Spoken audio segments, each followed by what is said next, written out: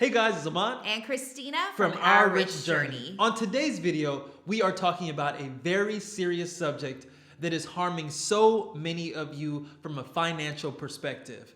And it is the financial norms that are keeping you from growing your wealth.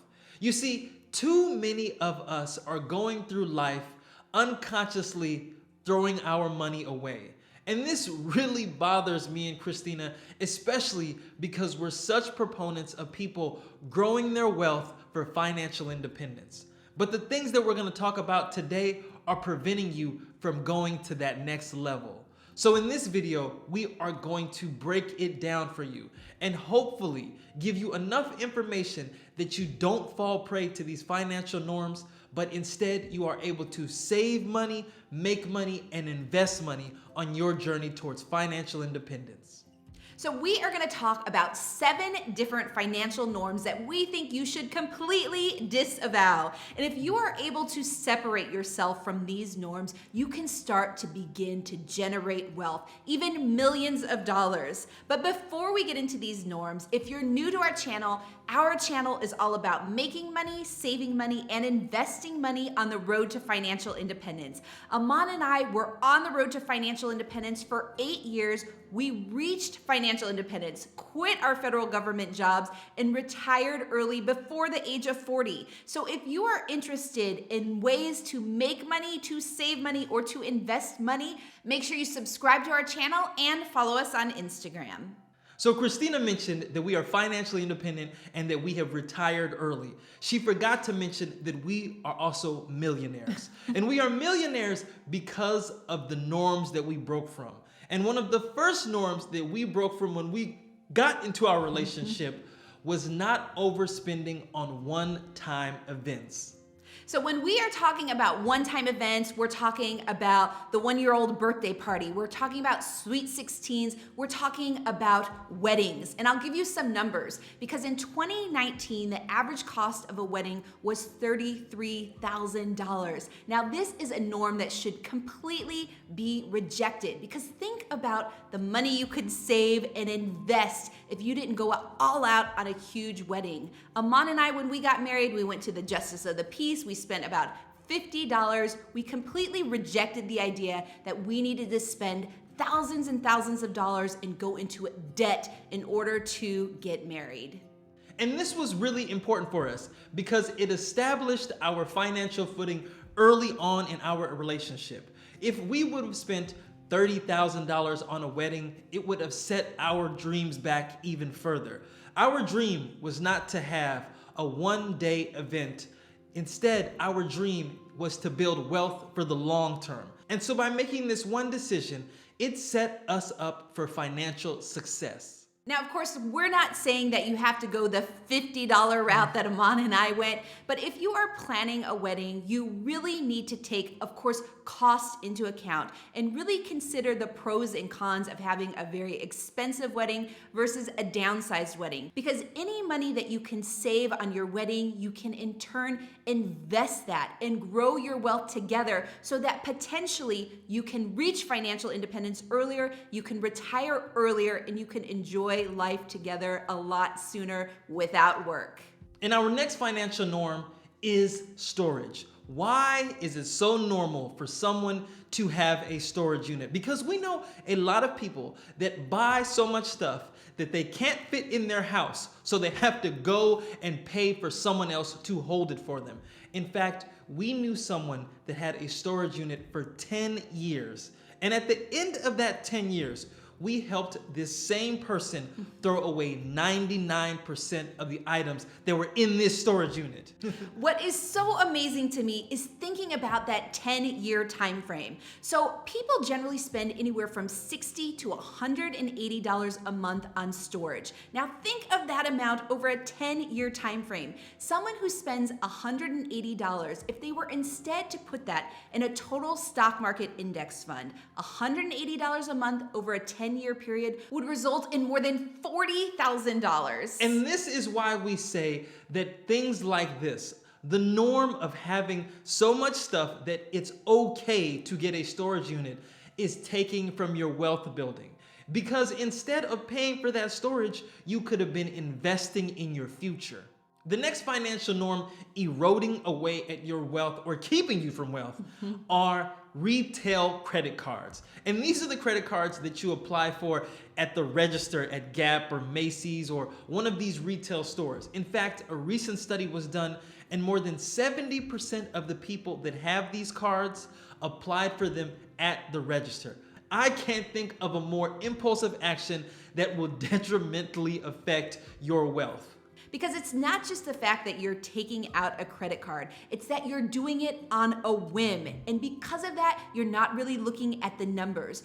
Retail credit cards are notorious for having higher interest rates than just a regular credit card. They also tend to send you all of these incentives to use their retail credit cards so that you're spending more, and you typically end up spending more than what you normally would if you didn't have these cards.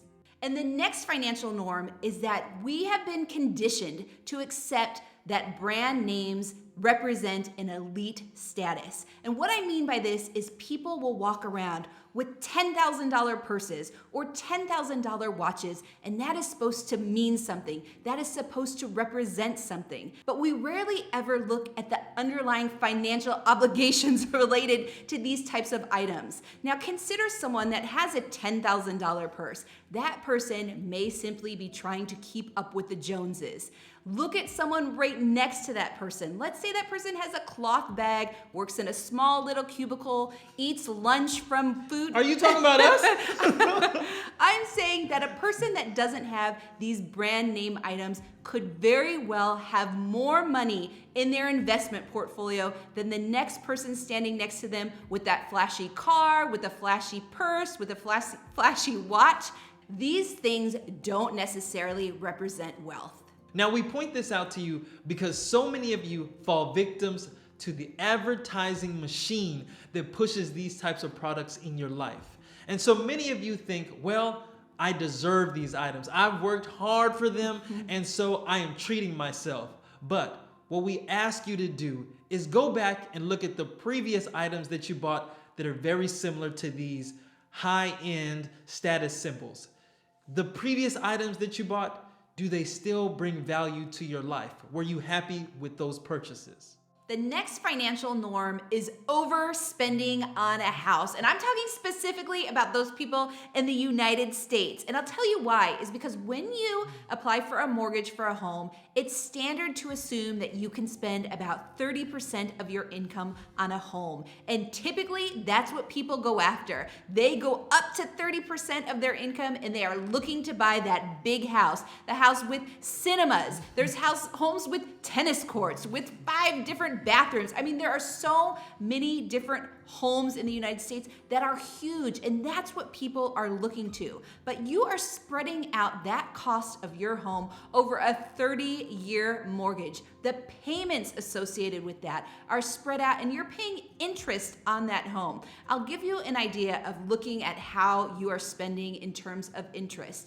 If you bought a smaller size home, for example, if you could save even $500 on a home, on your mortgage each month, and instead of putting that into a bigger home, you put that $500 of monthly savings into a total stock market index fund.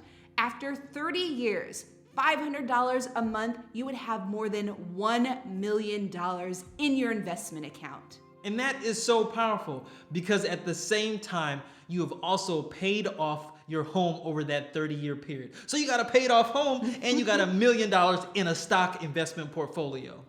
And the next norm, and this one is gonna hit a very sensitive spot on a lot of people, but it is student loans. Why is it so normal for us to take out student loans to go to college? Christina and I did a whole video on how you can go to college for free.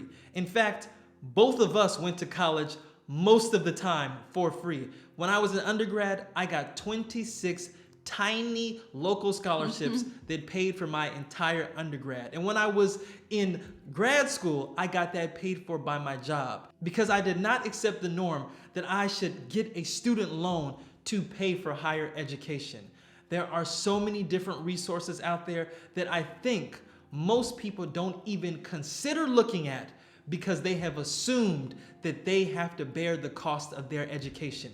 You do not have to do that. You do not have to get a student loan. You do not have to go into debt. You don't even have to pay for it out of your own pocket. There are programs out there that can help you get your education funded. You know, one of the reasons why I think the norm is that students are taking out debt in order to go to college is because the process of taking out student loans is so simple. It appears so simple compared to the process of applying for different scholarships. There's not one scholarship database that people can go to apply for these scholarships. And so it appears much more difficult. But the idea is really there is money out there for students to attend college for free. You may have to work harder to find that money, but there are certainly different organizations that are trying to give out money that students are not identifying. So like Aman said, we have a video on how students can attend college for free or for very, very little cost. We'll leave a link for that video in the description below. And the next norm, and this norm just gets us so riled up, is that investing is not for everyone.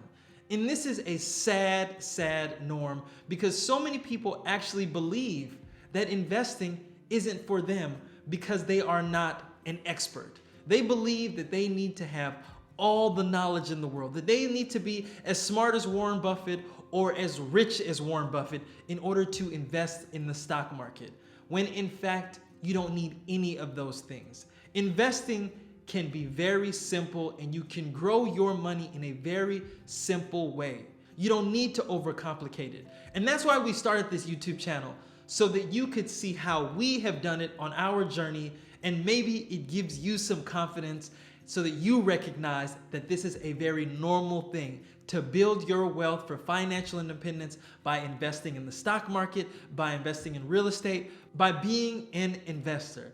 And so we hope that we are fulfilling our mission and getting this information to you so that you take action. And so if you have liked this video, please give it a thumbs up, subscribe to our channel, and join the journey.